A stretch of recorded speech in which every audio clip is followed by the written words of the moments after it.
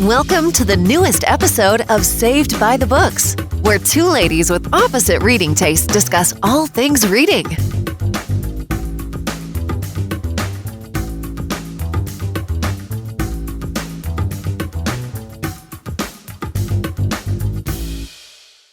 Hey guys, what's up? And welcome to another episode of Saved by the Books. Paige and Becky are back with EXO for another episode, and today we're just gonna kind of chat about reviews and arcs and maybe a little bit of drama that's been happening around the book community.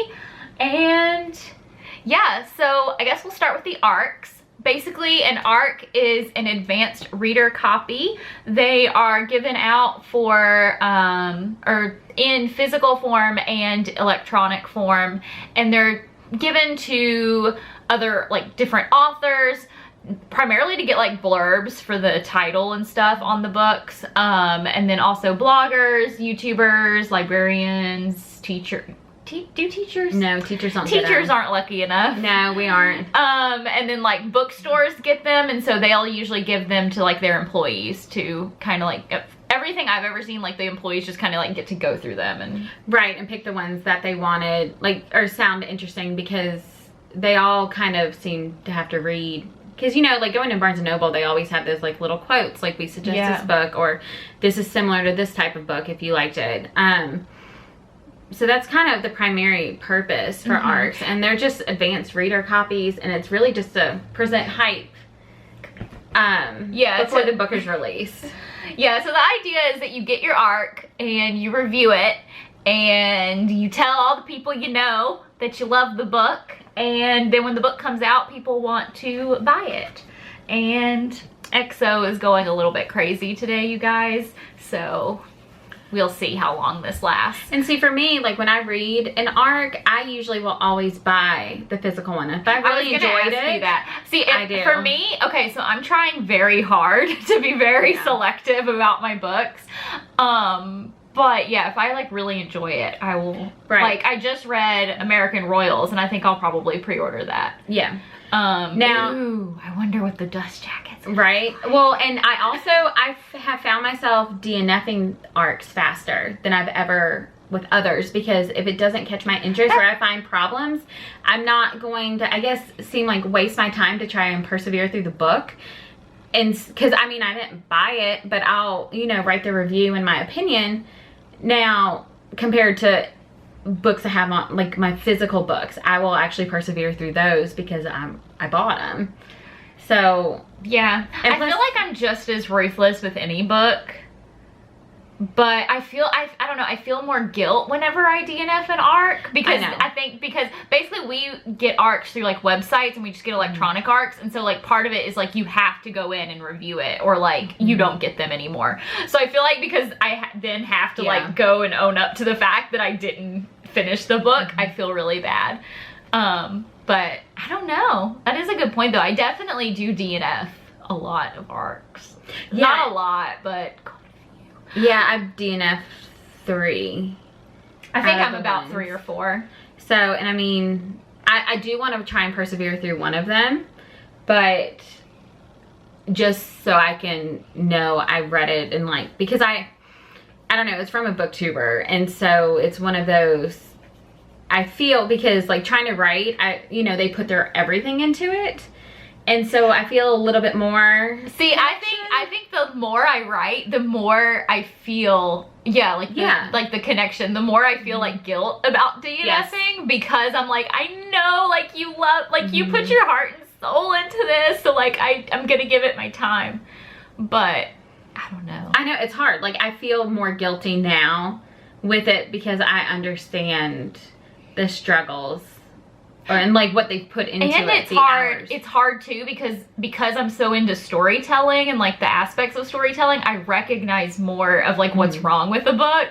And so then I try to like dial back and be like, well, what would I have thought about this like a year ago? Right. Like, I don't know. I always try to find like a positive. Yeah, for sure. Balance for sure. Negatives, if there are any. But yeah, so there's a lot of drama surrounding ARCs pretty much all the time, but especially lately, because I don't know.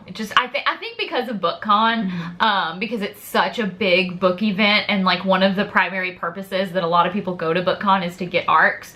And so the big drama is the selling of ARCs. So on an ARC, it says not for resale. Don't sell it. Like it says something on there like not for sale. And so it's very controversial to go and sell an ARC. While we were at BookCon, Book Expo happens the 3 days before BookCon, and there were Book Expo ARCs being put on eBay for like $200 or $300 before like we had even gotten to BookCon, and we were like, dang it, we want that book. And so yeah, because it's not supposed to be for sale, the publishers don't receive any money. Basically an ARC comes out of their marketing budget.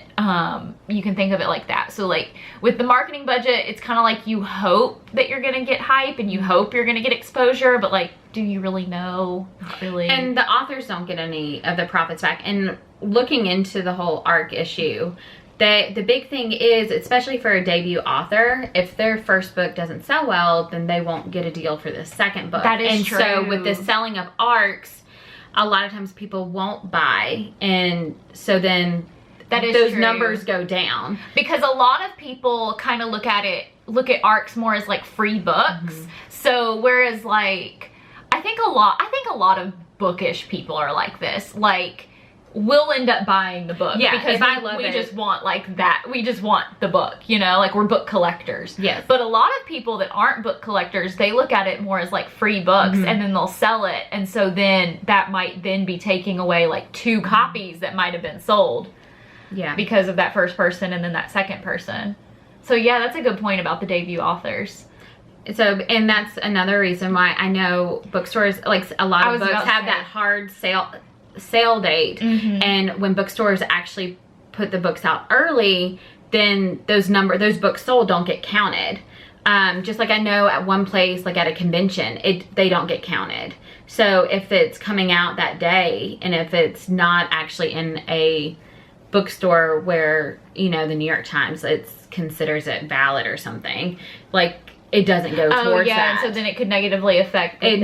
And in fact, this is kind of goes into like the whole piracy thing. Maggie Stiefvater with her Raven cycle, she had the reason there's not a lot of special editions and things for that book, even though for that series, even though it's so loved, is because it had such a big like piracy rate when it first came out.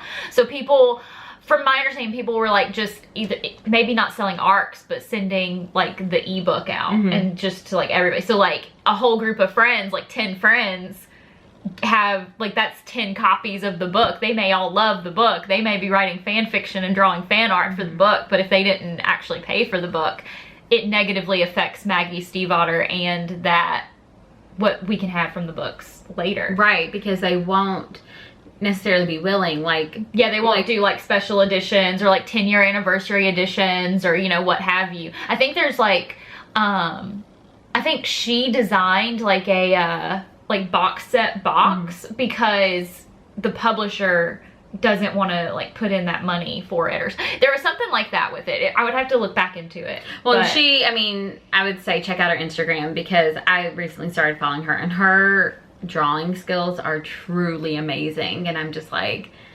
that's incredible. But also, it's because of things like this, they also don't do ARCs for sequels sometimes, or we'll see the samplers that come out, which we saw at BookCon which I do not like samplers because at all, because if I'm gonna read the book, like I just want to read the book. Like I will just happily wait until the day it comes out. Well, and people were like freaking out over the samplers, like had to have it. And I mean, you could see, I remember sitting in one line and someone already read the whole sampler and was done with it right then, but then now they have to wait months down the line. But it does give that hype if they do what they're supposed to, which is go up and review those first, I think it was like 8 chapters. And see, but then I wonder if the 8 chapters are separate on Goodreads, because like I would be kind of ticked to see like a bunch. That's one of my things I do not like on Goodreads. This is not on the subject of ARCs, but like when people go and rate a book either 5 stars or even like 1 star just because they heard something about the book and it's before the book has even come out, and I'm just like, don't do that. Well, and then I think it was Maggie. She's the one that ended up releasing all 8 chapters. I think the next day or after BookCon was over, and so that way everyone had it. So there was no need to actually sell those. I think she was trying to cut that out because that weekend we saw so many issues with people selling. And it makes me wonder. This was our first year at BookCon, and it makes me wonder if every year is like that. I'll be curious to see next year, because I didn't pay any attention last year to like the whole BookCon thing, because I knew I wasn't going, and I knew if I like paid attention I would be jealous. So yeah, I wonder next year if it'll be kind of the same, where like you see a whole bunch of ARCs put up. Oh man, and there was some ARCs I really wanted, y'all, like Ninth House, A Heart, like the sequel to A Curse So Dark and Lonely. Yeah. What was it? Rage. Yeah. So many books I want. That one that morning. Cursed? Was it Cursed? Yeah, Cursed. Yeah. Oh, and The Starless Sea. Yes. People were seeing that one. Oh, there was just so many. So like that's kind of like an all the time kind of drama, because obviously people, especially like booktubers and bloggers and bookstore people, like all those people get ARCs like all the time. So like you'll see ARCs pop up, especially for really anticipated releases like on eBay all the time. And then there's this whole like debate as to whether or not it's actually illegal. And I have Googled this so many times, and I can never find like where a case like actually like was prosecuted and somebody was actually in trouble for selling an ARC.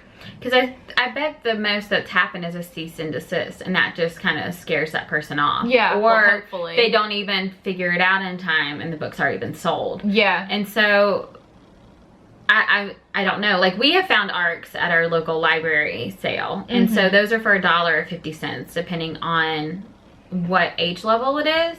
So we've gotten some that way, and I've seen some booktubers, they will say the same thing. They found them at like a charity shop or... And I don't really mind those, because like, especially at the library, like it's $1. Like if I walked into my library tomorrow and they were like, I need to keep the light bill on, like I would give them $1. Probably a lot more than $1. But yeah, so like, yeah, I don't mind buying in those instances. It's when somebody's trying to profit. Yeah. For me, this is just my personal feelings about it. It's when, say a book is $18.99. If you are selling your ARC for more than $18.99, I'm a little ticked. Yeah. And even then, like, it's also a paperback book. So like, if you're selling it for like more than what a paperback book would cost, I'm a little ticked. Well, it's also not the final copy, and I know some, you know, it's just little things here and there. Actually, but others, it was like stalking. It was either stalking. It was stalking. It was the second one. It was the Hunting Prince Dracula. Like the ending was completely different. Yes. And so I really wonder what the end. I can't remember which was which, but yeah, I think I've only read the finished copy. I may have it because of.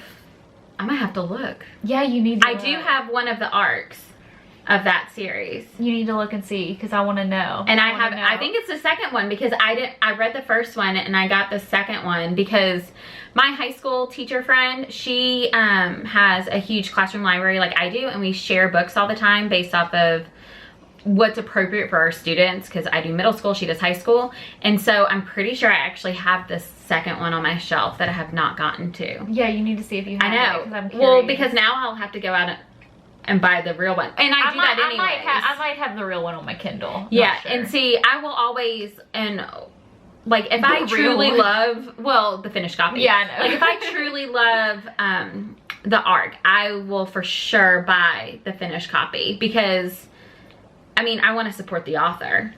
And you know what? I feel like my feelings about that have changed so much, because I feel like, and this goes even into like just the age of social media, but I feel like when we were kids and we like the author to me felt like somebody, I don't know, who lived like in Los Angeles, is like this like far off land. They were probably, they had like this glamorous life. I was clearly like not understanding how much an author is paid, but I was a kid. Whereas now I feel like the authors are so much more accessible. But even then, like what really, and this has been so recent, but like going to BookCon and stuff, like, and actually like being face to face with the author and like talking to them, it makes me want to support their books even more. Yeah, and that's how, I mean, the one I recently read was Sarah McLean's newest one, and I've like followed her on Instagram. I'm a part of her own like Facebook group, interacted like for years. I love that she has a Facebook group because it reminds me of me with the Creating and Co group, and I was like, I'm gonna be Sarah McLean when I grow up. Well, and then like knowing, like I happen to know like she just got a dog, and so like when I met her I was like, oh my gosh, like your dog, and she's like, yeah, I got a dog. She's like, I didn't even know 24 hours ago I was gonna have a dog. And I'm like, oh, I need to buy this book to help support your dog. And like your daughter. Exactly. I'm like, you know, because she got a puppy, and so she's trying to figure out like all this behavior training type of thing, because, you know, puppy teething, but off track. But I'm like, I need to support her because I truly do love her. And I will actually go, because she some of these authors, like Learning, I already knew with her, and another one that I really follow, they really support their indie bookstores, and so they go in and sign, and they have like extra special things that come with it if you pre-order. And so that's what I've done with her books since I found out about it several years ago. So that's what I went ahead and did, was go ahead and pre-order her book. See, and I always pre-order with Amazon, but like it was just like recently where I realized that, and I was like, oh yeah, I'll get it from your indie bookstore, even though I always do everything on Amazon. I'm an Amazon girl. But your 2-day shipping. 2-day shipping. If we got Prime Now, I would be in heaven. Yeah. But yeah, so we're like, I know we're talking about arcs and the whole drama. And the drama is there's a so the AuthorTuber or BookTuber. I mean, there's 2 different names. Who? Well, it's AuthorTube is the writers. Yeah. And then BookTuber are the reviewers. Yes. So this all happened while we were at BookCon, and we found out like the Sunday of BookCon, and we were like, oh, there's all this drama on the internet. So if you want to look up on YouTube, #ArcsAreFree, and they go into a lot more than what we're gonna go into. There's a lot more to this whole drama, but basically there's this indie author who is charging a very high amount for their arc, but it's not like explicitly charging. No, because it's not like pay me $150, here's the book. It's to her like highest tier on her Patreon, which is $50, and you have to be a member of this highest tier for 3 months, and then you'll receive her arc of her next book. And yeah, so that kind of goes along with like, you're charging more than a paperback price, so I'm not happy about it. Yeah, and then thinking of it, because she published the book. I mean, because it's all her. And I mean, and the Patreon, it is to support her and her work. Like, people willingly do this every single month, and they have been doing this. And I know, and so like for me, thinking about it, like at first I was angry. I was like, how can you charge that much for an arc? But the whole point of not selling arcs is, one, because the author doesn't get any of the proceeds from it. So, but in this case, the author is getting all the proceeds from it. So, well, I get it, but there's also the argument that because she's only doing it to her supporters, she'll only have positive reviews. Right, and I do get that. And I get that, and with her arc in particular, or any indie author, like, just like I said, it comes out of their budget too, because I mean, it comes out of the publisher's budget. It's just a different person paying for it. And as a business owner, I get, like, and I understand wanting to support the people who are, not support, but give back to the people that already support you. I just think there's a better way of going about it. Yeah, like giving them away for free. Yeah, like giving them away for free. Or I feel like if it had been like a $5 Patreon thing, I feel like people wouldn't be upset, because it's such a small amount that it's not really, I don't know. Right, but it is a really large amount. Yeah. For any book. I think Harry Potter would be the one I would pay $150 for. Yeah. But that's probably about it. I honestly can't think of another book that I would. Yeah, I'm trying to like think of any other book I would ever pay $150 for. And honestly, even with Harry Potter, like it would have to be a first edition. Signed. With a meeting J.K. Rowling, like, put in. Okay, so this is totally off topic, but the Hagrid coaster just opened yesterday. Yesterday was the first official day. The wait time got up to 10 hours. No. And today it's at 9 hours. No. They closed the park at capacity at 9 in the morning. And like literally I was like, I would not wait 10 hours for that ride. I lived and breathed Harry Potter from like the age of like 12 to like 18, and I would not have waited 10 hours even for that. It's not worth it. Like, sorry. 10 hours of your life. No. Honestly, okay, so the people that got in or like got in line at 4:30 in the morning, they got to ride with like James and Oliver Phelps and stuff. And so like maybe, but I was still, they didn't wait 10 hours, they waited 5. Right. So it's a little different. Yeah. 5 is half of that. But yeah, so like it's just like one of those things, like I don't know what would be worth it to me. Like I just think of how many things I could get with $150. Well, especially it's an indie author. It's not one that's known. I mean, I guess she did write other books. Yeah. But then you would think she would actually have a natural fan base where she wouldn't actually need to charge that much for an arc. Yeah, I guess it would depend on, I don't know. I've always heard, like, I don't know. I don't pretend to know her finances, so. No, I have no idea. I have no idea. But I would think, like, because she has several books out, so I would think a publisher by now would have picked them up if... I don't know how that works. I don't know either. If you know, let us know. And I think it would depend on what, because like the big reason that a lot of people self-publish now, because I know like the argument is that self-published books just aren't as good, and I've read plenty of self-published books that are just as good as other books that I have on my shelf. I mean, realistically, yes, you might have some subpar work, but I mean, there's some subpar books at Barnes & Noble too, so. But anyway, the idea is that like if for a lot of people that self-publish, it's because they like the idea of having like total control over their story, over their cover, over what they release, over when they release it. I get that 100%. Yeah, I mean that's like why I would want to. Right. Plus I already own a business, so I'm like, might as well just add something else to it. Just add another little column on your website. You know, whatever. I mean, I'm already sending all of my people in 100 different directions. Yeah, it would be easy for you. You already have the system down, the shipping system down. Yeah, exactly. But yeah, I mean, I don't know.